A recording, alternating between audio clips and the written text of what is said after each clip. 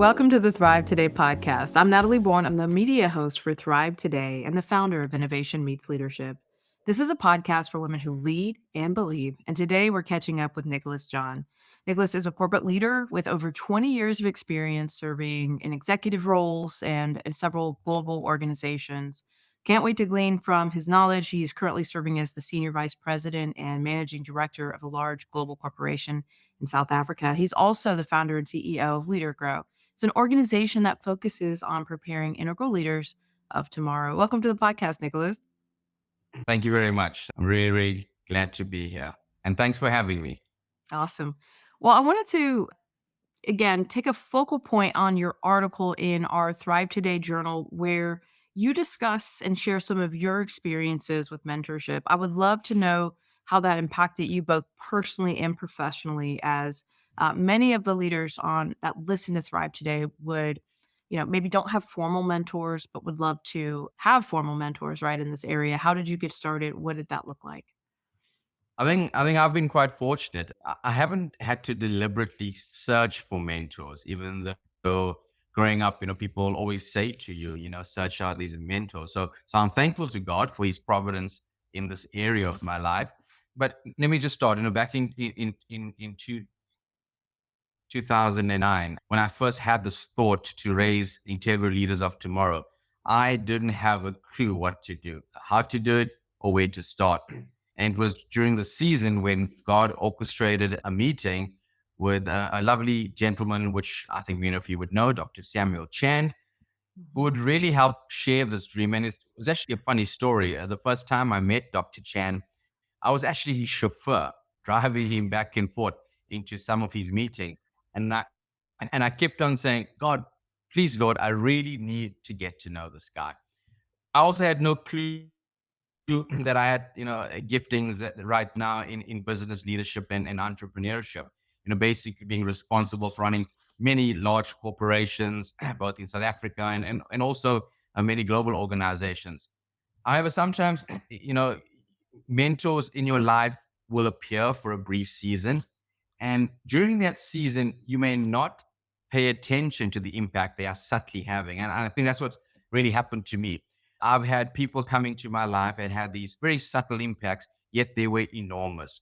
I did even notice it at that particular time, but later on, I began to realize what a significant role they played in my life. So in hindsight, I realized there were a few such people in my life. Perhaps even now, they haven't even recognized the considerable impact they have had to get me where I am right now. So honestly, the journey that I have taken and continue to take, I have been directly and deliberately fashioned and influenced by these many, many wonderful mentors that continue to be in my life. You know, God knows the season you are in. And the key is to you, you must just be able to recognize these opportunities and seize it. Well, I love that you even asked God. You said, would you help me to meet him, to get connected to him, to have him actually pour into me and glean into my life. And so there's even an ask that was in that where, you weren't just passive, you were actively in faith asking for this as well. Absolutely. And I think, if I look at my personality, I'm quite an introvert. Sometimes you have to do that. And I remember having this conversation or having a no conversation, being an introvert, driving Dr. Chan around, but just having something inside of me say, I cannot miss this opportunity. And if I had to look back in the last 10 to 15 years of my life, who has been the single biggest difference and mentorship in my life, it had to be Dr. Chan.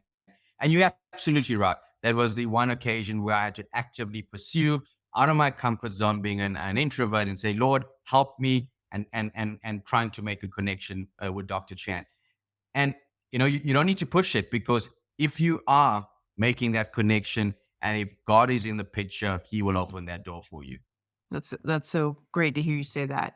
Talk a little bit about, you say this in your article, that a future leader's success is completely dependent on the type of mentors they surround themselves with. I'd love for you to dig into more of even what that's looked like in your own life and how that's been an important part of your own success. So again, I always try to keep things very simple. So when I, get into a room with these young leaders and even my young daughters, I always say to them, let me see your mobile phone and let me look at the 10 most dialed people. And, it will give you a very good indication of the direction that they are heading in terms of their future as a successful leader. You see, mentors are people who at various stages of your life sharpen you and really move you toward your destiny. And this is very important. The right mentors can be shortcuts to success in your life. That is vital. I've had many of these mentors at various stages of my journey, different people from different backgrounds, from different places of the world with different sets of skills that made them successful. And these mentors have done it. They always say they've done it. They've got the T-shirt, so we can save ourselves many heartaches, many pitfalls by learning from them. But you need to understand you will still fail as a leader. You're still going to make mistakes, but those pitfalls and those mistakes can be tremendously reduced during your journey, and you can get there faster by gleaning from them. That's so good to hear you say because I feel like there are clear when we look at statistics and things like that, there are clear advantages for leaders who have a mentor versus those who don't have a mentor. And it is clear that people who have a mentor are happier at work, they're promoted faster through the ranks, and they experience over the lifetime of whatever they're going to do, they actually end up making more than those who don't take advantage of having a mentor. It's definitely the benefits of mentoring are there. And and let me jump in on that one because I think also people need to understand, at various seasons in your life, you will, what I would say, sponge off a certain mentor more than others. And at certain stages of your life, some mentors that were really close to you at that point, you you tend that, you can have a relationship with these mentors, but at that mentor that's really it in your life that God has brought through right now. For example, in my life right now, I have quite a seasoned spiritual mentor. He's 84 years old, and right for this season, God has brought him into my life. And I really, trying to meet him once a month for coffee, actively searching out and trying to understand, God, what are you trying to teach me through this particular mentor? I love that. Talk about I would like you to give advice to people who would like to be mentored because I find that oftentimes people are not clear on how to be mentored.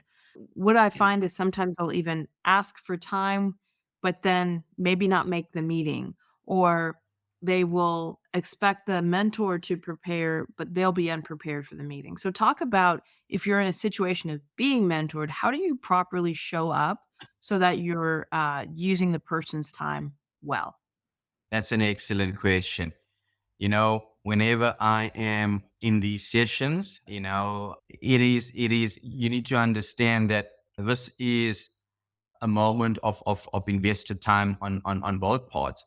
The simple concept is, when people come and say, hey, and they always call me, Nick, would you mentor me? And if you don't pitch up on time, or if you don't pitch up with with a book and a pen and you're cleaning and you're understanding, what are these questions? So it's really you driving, what you really need out of the session. And I know for every single session that I am in, I prepare a list of questions of key things happening in my life at this point, things that I'm struggling with, things that I'm grappling to find an answer. And that's what you would need to do. And if you see me on some of my mentorship sessions, it's crazy. All I'm doing is scribbling notes, and I would leave there with a packet full of scribble notes of everything that the mentor or my mentor is pouring into that particular session. So for me, it absolutely has to be a preparation, more preparation on your part than preparation on the part of your mentor. I love that you said that, and I wanna add to this because I think that's so important. You're sitting there, you're gleaning, you're taking notes. I think there's 2 things, show up early, right? Show up before the mentor does and even offer to pay for their coffee and just make go out of your way to make it convenient for the person who is mentoring you. I think that's also so important. Okay, if you are the person who is the mentor, what type of advice would you offer to them if they're mentoring someone? I think for me, it's really the art of listening. As mentors, it's really not about giving advice. It's more about trying to help the mentor, if you want to, call him as such, to really try to get them to that part. And I think that's the key. It's listening. And I always, say to people and particular mentors, God has given you 2 ears and one mouth, means you need to listen more and speak less. And a lot of the time, by listening, your mentoree is actually finding the answers that they actually require by just Right. you having the ability to ask really probing questions along a path, and you're really reading them to really, I guess the right word is to explore what's in front of them and really helping them guide them to finding their own solution to some of the challenges they are facing. That to me is a pro tip of being a mentor because oftentimes I've found when I've given people advice, they typically, may or may not take that advice because they didn't own it, right? But when you can put out a really thoughtful question and then be quiet and maybe ask those probing questions, oftentimes they will get to maybe the same place that you would recommend them getting to or near the same spot and then they actually own the outcome of that, which is so much more important than us trying to tell someone what to do, is getting them to own the outcome because then they'll actually see it through. And I love what you said there because that is a critical component of mentoring is that they walk away owning the resolution or the result. I mean, if you just want to probe a little bit further, I mean, if you look at what are the advantages of having a mentor, and what are the advantages that a mentor brings in, and a really good mentor, I like to sum it up in two quick concepts. First, what are mentors there for? Mentors are there to release in three things in your life. They're there to release provision, promotion, and protection. Provision, Wow. a mentor will supply you the certain key things that you need, be it tangible and intangible, knowledge, resources, relationships. They're there to provide you promotion. A mentor will promote and lift you up by lending you his or her credibility, reputation, and influence. I know Dr. Chan has done that for me many times. And also protection. A mentor will protect you from these pitfalls along your journey because that person has already been on the journey. And the other concept, which I love, and this is a concept I've used throughout my life, I always say your mentors actually act as butlers and bakers in unlocking the doors to your dreams. And there's a beautiful story of Joseph in the Bible. When he was in prison, he came across a butler and he came across a baker. And the best way for me to explain the concept of mentors being butlers and bakers, I always look at these wonderful old Hollywood movies. You drive up in a car along these wonderful paths and you get to this beautiful house and you knock on the door, and who would open the door? A butler will open the door. So a mentor being a butler, what does he do? A butler opens the door for you, for your dreams. And not that only does he open the door, normally when the butlers open the door, they also announce and say, hey, Nicholas John has arrived. So they will open the door for your dreams and they will also announce you to the world. And the second thing a good mentor does, he acts as a baker. So what is he doing in this particular concept?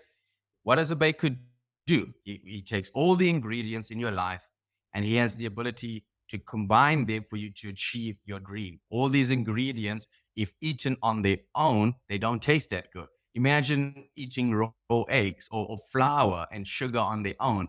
But when they are put together in the right way, they make this beautiful cake for everyone to enjoy. I love both of these concepts, and I think it's an amazing way to think about mentorship. What advice would you offer for someone who is seeking out a mentor? What are some things that they should be thinking about? I think good mentors have a willingness to share skills, knowledge, and expertise. So they really need to be open. They should also be able to identify the current stage of your journey. And this is, strange. And this is just my personal mentorship has always been people that are probably, 15 to 20 years ahead of my journey. And I'm not saying that, that's always going to be the case, but I have always had a default of the mentors in my life. I've always been at least 15 to 20 years ahead of where I am. Good mentors can remember what it was like starting out in the field. So they can provide insightful guidance and constructive feedback. They really should be role models who demonstrate positive attitudes. They take a personal interest in wanting you to succeed. Simply, good mentors love you and good mentors care for you. My mentors often would pop me a message or pop me a WhatsApp, and just say, I love you and I'm praying for you and I care for you and how things going. And it's scary at how opportune the time is when they would send those messages through to you, which really shows me they love me. And that's really important. And they really care for me and the journey that I'm on. Wow. That's so important. Just hearing you say that, knowing that it's not just about a transformation of information, it's also a transformation of relationship. And I think that that's such an important part of what you mentioned here. What final thoughts would you have for our listeners today? As I'm talking to you, I think of my good friend, Jeffrey Smith. He's a pastor and leadership consultant in Virginia. He once taught on the list of attributes of people you want in your life. And he says that you want people in your life who are not afraid of obstacles, who don't just want to blend in with the crowd, and they're not intimidated by your problem. They work well with others in your life. They're creative, and most important, they move you towards your faith in God, and they have faith themselves, and they have breakthrough in them. I think the final thought I would like to leave for all your listeners is you will need mentors to succeed. You are not going to do this on your own. Like I said in the beginning, it was a default for me. Would I have been here without the mentorship that I've had? The answer is simply no. So I encourage you to begin to seek God and start searching for some of these mentors who will come alongside you on your journey to become a great leader of tomorrow. And my challenge to you is to surround yourself with the right mentors so that you can see your dreams soar to unimaginable levels. So my advice right now, if you're listening, is to take out a pen, take out a piece of paper, and start writing down a list of potential mentors whom you believe you should have in your life. The great businessman Warren Buffett used to always say, if you want to soar like an eagle, you can't be flocking with the turkeys. And I always teach, if you want to fly with eagles, get rid of the turkeys in your life. The turkeys stay on the ground and eagles fly far high and above. So selecting the right eagles to mentor you along your journey can be the difference between you staying on the ground or flying high above the clouds and the crowds. Wow. This has been so powerful and impactful. Where can people find you? Where can they follow you, learn more about you? Well, right now you can go to our website, www.leadergrow.me. And right now that's I'm also in a transition in my life, trying to get God to understand the impact that He wants me to make, solely in these global corporations all around the world, and also taking the journey with the leadership organization that my wife and I have started. And let's see how that journey goes. And again, with the right mentors around me, I know that God will finish the plan and the purpose He has for me. Well, that's very exciting to hear what God is building inside of you. Thank you so much for your time today. And thank you for joining us. It's my pleasure, and thank you again for having me.